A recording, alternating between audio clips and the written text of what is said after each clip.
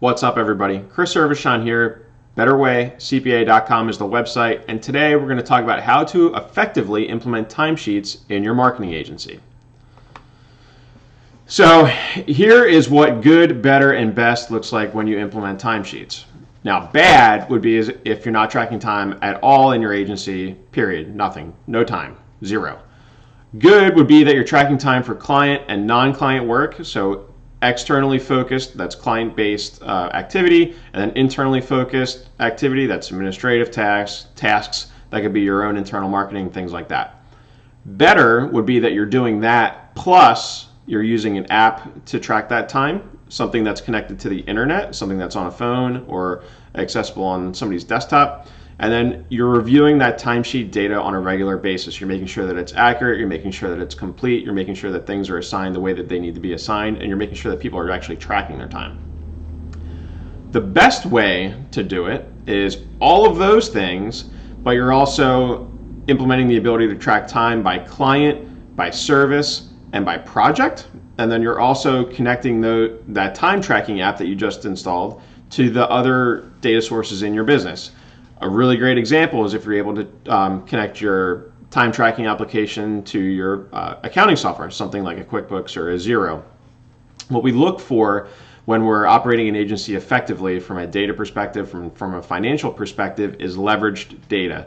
Leveraged data is financial data plus non-financial data. When you combine those two things together, you get increased insights about your agency. That's what we're looking for. That's what the best option is here.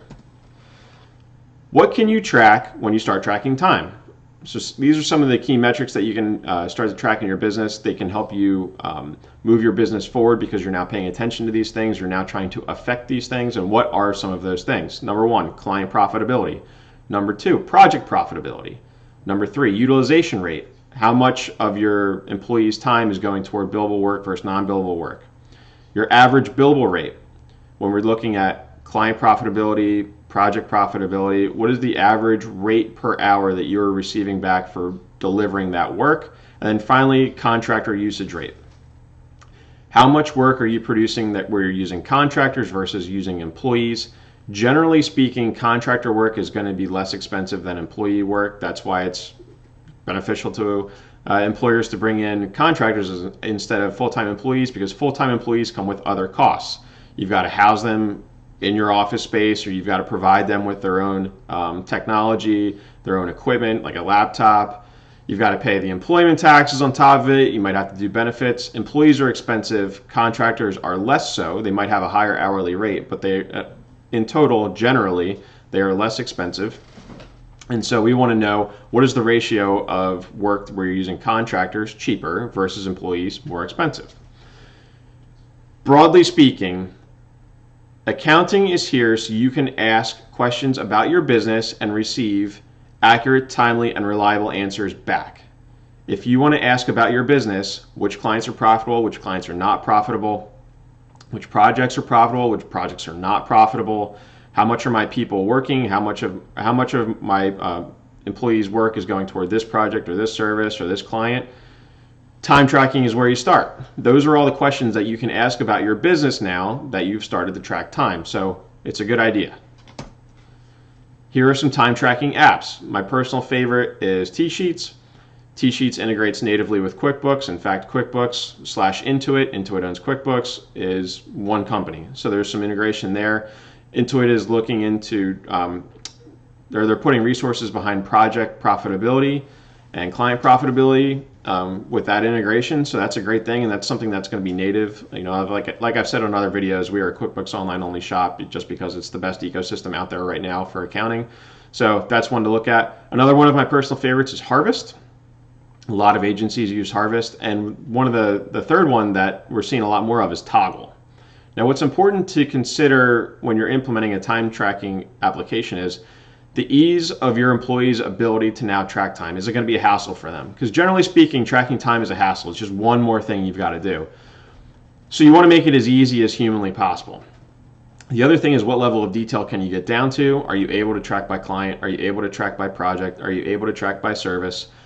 Are you able to export that data from your contracts, from your financial system into that time tracking app so it updates in real time. In other words, if I'm going to start work on a new client today, is that client there for me to pick from the drop down in my time tracking app, or do I have to go through some or other convoluted process, go to the admin person and say, hey, can you add the client in the QuickBooks? So the QuickBooks feeds back to the T-sheets and blah, blah, blah, blah, blah. You want to make sure that that's happening in an automated way so it makes it more seamless. Easy peasy. The other thing that you want to think about, good example, Toggle does not integrate natively with QuickBooks. However, Toggle does integrate with Zapier. Zapier is an automation tool, and QuickBooks integrates with Zapier. So there's some data connectivity there, but you have to go in a roundabout way.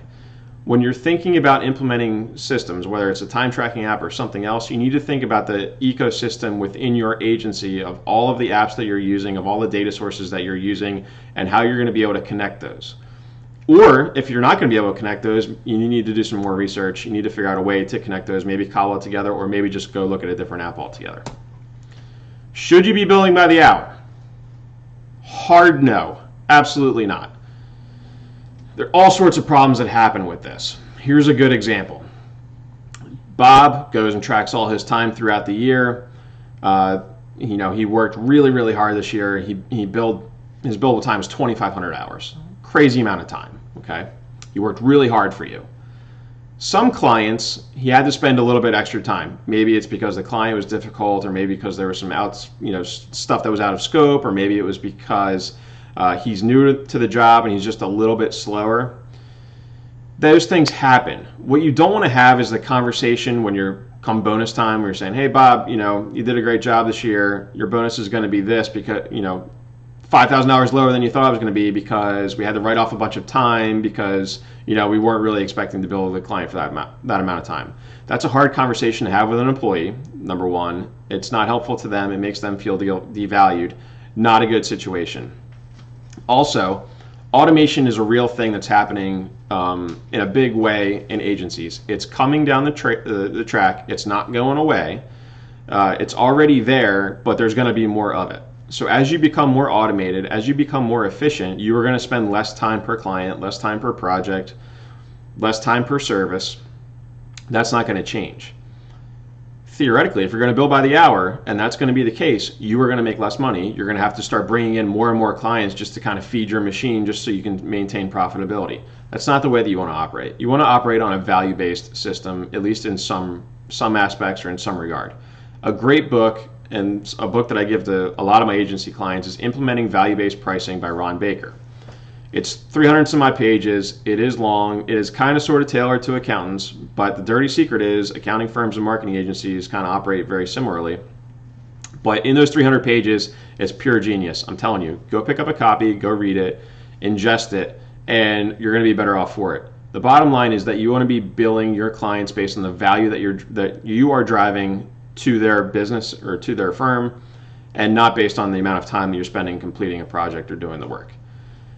That said, you need a way to track how much value you are driving for your clients, but that's a conversation for a totally separate day. Bottom line, do not bill by the hour.